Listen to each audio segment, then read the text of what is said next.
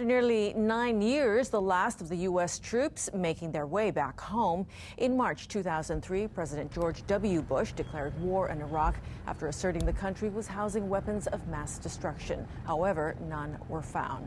2 months later, President Bush declared victory on board an aircraft carrier, stating, "Mission accomplished."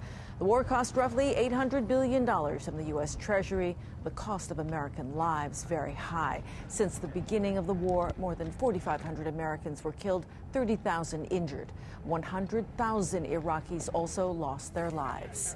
Hawaii is home to many of the military servicemen and women and their families who made sacrifices during the Iraq War.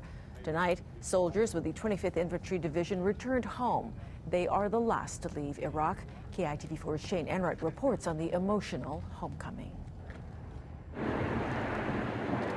As the Hawaiian sun set, a chapter of history also came to a close. A U.S. Air Force C-17 touched ground this evening at Joint Base Pearl Harbor-Hickam. On board, the last troops to exit Iraq. Their boots hitting American soil, nearly 9 years after the Iraq War began. We're just so proud that we could complete this mission and represent the state of Hawaii, represent this great division, and complete it with dignity and honor.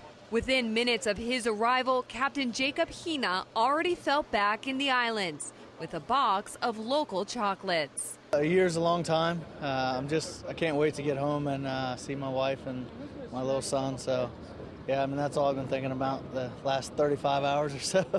After a bus ride which must have felt like eternity for these soldiers, they arrived here at Wheeler Army Airfield where their loved ones were waiting.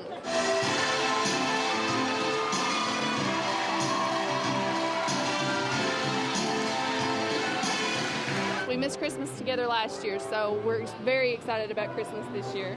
Captain Hina's wife, Georgina, sat anxious with their son, feeling grateful her husband is home safe. After a short ceremony, little Jackson found his way into his father's arms. An overwhelming moment for all of them. You hiding from me? It's everything I imagined. Yeah. Been away too long.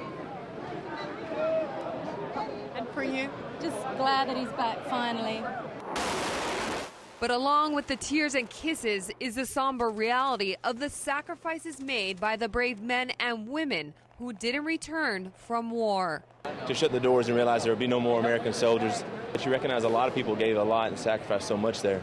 And hopefully our nation and the nation of Iraq will all grow from this and hopefully not be back. Shane Enright, KITV4 News.